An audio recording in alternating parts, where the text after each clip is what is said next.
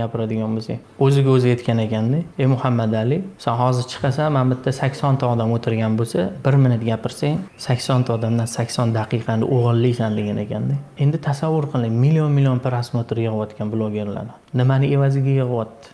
Nimani ortidan yig'yapti? Qanaqa amalni ortidan yig'yapti? Saviya jihatdan aytasiz-ku. Albatta.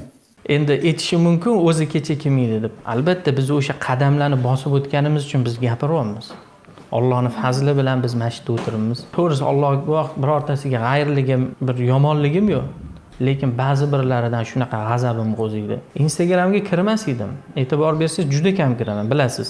Kirmay qo'ydingiz. Bitta kirganimdan keyin uyat bo'lsam aytaman, pornografiya bo'lib ketgan. Shunaqa bo'lib qoldi. Ahvol shunga olib keldi-da. Eng ko'p kuzatuvchilar o'shalarda. Million. Muhammad Ali Eshonqulovning boyagi gapi. Million odamning hayotini o'g'irlab